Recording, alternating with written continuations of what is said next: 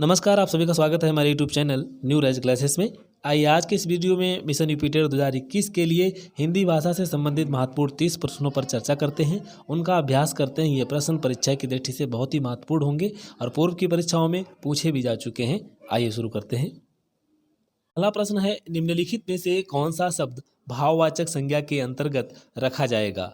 Option दिए हुए हैं। पहला ऑप्शन रखा मोहन, दूसरा नदी, तीसरा अयोध्या और चौथा ऑप्शन रखा है हरियाली। इसका जो सही आंसर है वो है ऑप्शन नंबर 4 यानी कि हरियाली।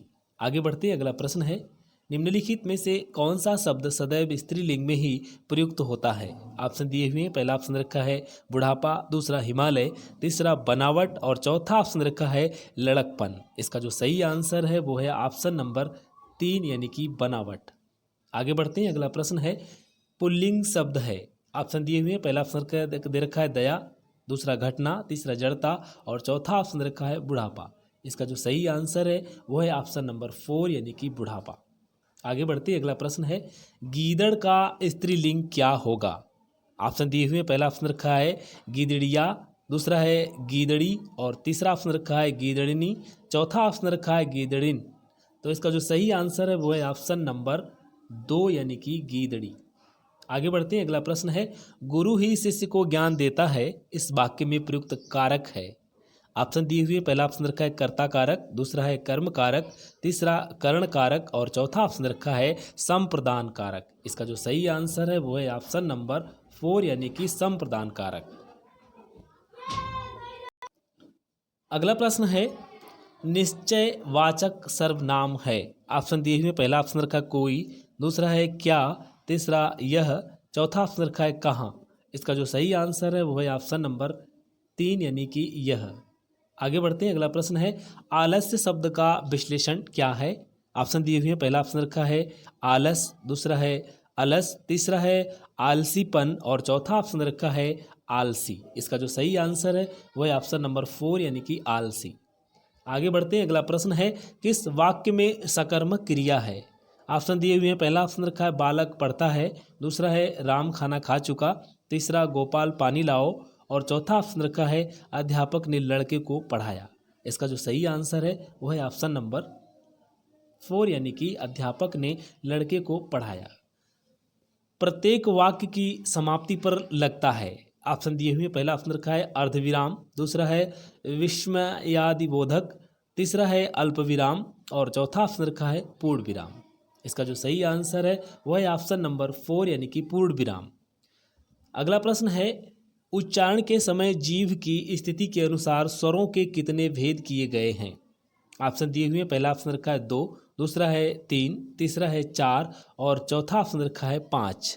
इसका जो सही आंसर है वो है ऑप्शन नंबर 2 यानी कि 3 भेद किए गए हैं, अग्रस्वर, मध्यस्वर और पश्चस्वर।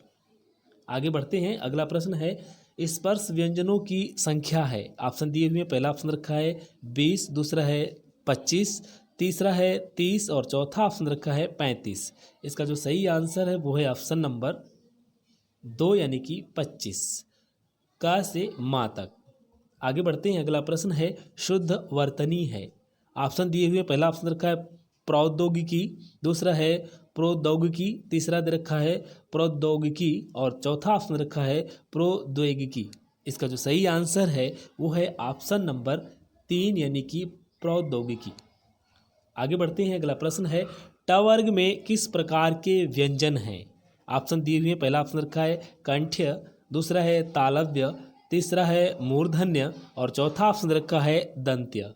इसका जो सही आंसर है वो है ऑप्शन नंबर 3 यानी कि मूर्धन्य। आगे बढ़ते हैं। अगला प्रश्न है, निम्न में तत्सम शब्द है। ऑप्शन दिए हुए, पहला ऑप्शन रखा है बारात, दूसरा है वर्षा, तीसरा है हाथी और चौथा ऑप्शन रखा है आंसू। इसका जो सही आंसर है वो है ऑप्शन नंबर 2 यानी कि वर्षा। आगे बढ़ते हैं। अगला प्रश्न है, निम्न में तद्भव शब्द का चयन कीजिए।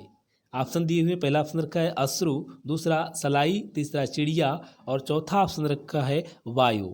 इसका जो सही आंसर है वो है ऑप्शन नंबर 2 यानी कि सलाई। आगे बढ़ते हैं। अगला प्रश्न है, निम्नलिखित में से कौन सा शब्द देशज है? ऑप्शन दिए हुए पहला ऑप्शन रखा है किताब, दूसरा आराम, तीसरा जादू और चौथा ऑप्शन रखा है खर्राटा। इसका जो सही आंसर है वो है ऑप्शन नंबर 4 यानी कि खर्राटा। आगे बढ़ते हैं। आदमी शब्द है, ऑप्शन दिए हुए पहला ऑप्शन रखा है उर्दू, दूसरा है अरबी, तीसरा दे रखा है फारसी और चौथा ऑप्शन रखा है ईरानी। इसका जो सही आंसर है वो है ऑप्शन नंबर 2 यानी कि अरबी। आगे बढ़ते हैं। अगला प्रश्न है योग रूढ़ शब्द का चयन कीजिए। ऑप्शन दिए हुए पहला ऑप्शन रखा है पुष्प, दूसरा पंकज, तीसरा है कुमुदिनी, चौथा ऑप्शन रखा है कमल। इसका जो सही आंसर है वो है ऑप्शन नंबर 2 यानी कि पंकज जो है वो योग रूढ़ शब्द है। ऐसे शब्द जो सामान्य अर्थ से हटकर एक विशिष्ट अर्थ में प्रयुक्त होने लगे हैं, चलन चल गया है उनका, तो वो शब्द जो है योग रूढ़ शब्द कहलाते हैं। जैसे पंकज का जो सामान्य अर्थ होता है वो कीचड़ होता है, लेकिन यह कमल के लिए भी प्रयुक्त होता है। आगे बढ़ते हैं। अगला प्रश्न है अंक का पर्यायवाची नहीं है। ऑप्शन दिए हुए पहला ऑप्शन रखा है हिस्सा, दूसरा है गिनती, तीसरा है संख्या और चौथा ऑप्शन रखा है क्रमांक। इसका जो सही आंसर है वो है ऑप्शन नंबर 1 यानी कि हिस्सा। आगे बढ़ते हैं। परंपरा से चली आई हुई बात या कथा के लिए एक शब्द है। ऑप्शन दिए हुए पहला ऑप्शन रखा है रूढ़ी, दूसरी है प्रथा, तीसरा ऑप्शन रखा अनुभूति और चौथा ऑप्शन रखा है अनुश्रुति। इसका जो सही आंसर है वो है ऑप्शन नंबर 4 यानी कि अनुश्रुति। आगे बढ़ते हैं। घड़ों पानी पड़ना का अर्थ है।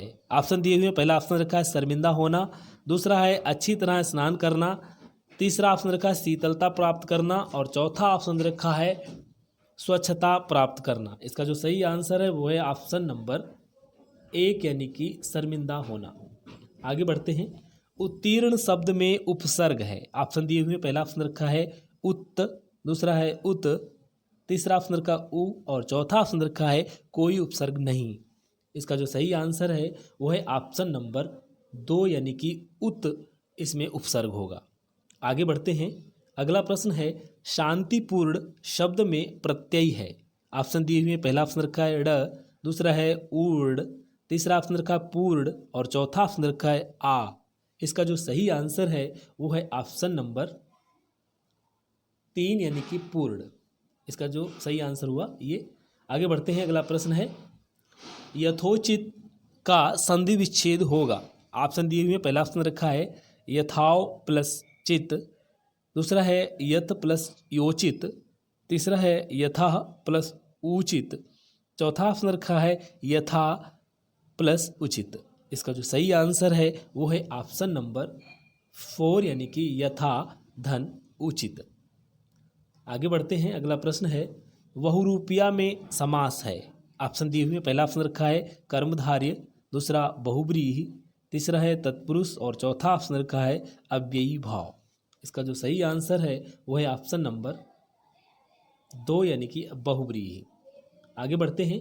बढ़त बढ़त संपत्ति सलिल मन सरोज बढ़ जाए में कौन सा अलंकार है। ऑप्शन दिए हुए पहला ऑप्शन रखा है यमक, दूसरा उपमा, तीसरा रूपक और चौथा ऑप्शन रखा है भ्रांतिमान। इसका जो सही आंसर है वो है ऑप्शन नंबर 3 यानी कि रूपक। आगे बढ़ते हैं। अगला प्रश्न है अनुराग किस रस का स्थायी भाव है। ऑप्शन दिए हुए पहला ऑप्शन रखा है वात्सल्य रस, दूसरा है भक्ति रस, तीसरा है शांत रस और चौथा ऑप्शन रखा है भयानक रस। इसका जो सही आंसर है वो है ऑप्शन नंबर 2 यानी कि भक्ति रस। आगे बढ़ते हैं। अगला प्रश्न है हिंदी को भारत संघ की राजभाषा के रूप में कब स्वीकार किया गया। ऑप्शन दिए हुए पहला ऑप्शन रखा है 14 सितंबर 1949, दूसरा है 14 अगस्त 1950 और तीसरा ऑप्शन रखा है 26 जनवरी 1950, चौथा ऑप्शन है 14 अक्टूबर 1949। इसका जो सही आंसर है वो है ऑप्शन नंबर 1 यानी कि 14 सितंबर 1949। आगे बढ़ते हैं। अगला प्रश्न है जो भाषा स्वाभाविक रूप से सीखी जाती है वह है। ऑप्शन दिए हुए पहला ऑप्शन रखा है देव भाषा, दूसरा है राष्ट्रभाषा, तीसरा है मातृभाषा और चौथा ऑप्शन रखा है उपभाषा। इसका जो सही आंसर है वो है ऑप्शन नंबर 3 यानी कि मातृभाषा।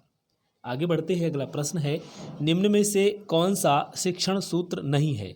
ऑप्शन दिए हुए पहला ऑप्शन रखा है अज्ञात से ज्ञात से अज्ञात की ओर, दूसरा है सरल से जटिल की ओर, और तीसरा ऑप्शन रखा है मूर्त से अमूर्त की ओर, चौथा ऑप्शन है ज्ञान से वैराग्य की ओर। इसका जो सही आंसर है वह है ऑप्शन नंबर 4 यानी कि ज्ञान से वैराग्य की ओर। ये नहीं होता है, यह शिक्षण सूत्र नहीं है, यही ऑप्शन इसका सही है। तो आज की वीडियो में इतना ही। अगर आपको वीडियो पसंद आया तो लाइक ज़रूर करें, शेयर भी करें। अगर आप हमारे चैनल पर नए हैं तो प्लीज़ इसे सब्सक्राइब कर लें, जिससे आपको अगले नोटिफिकेशन भी जल्द ही प्राप्त हों। धन्यवाद।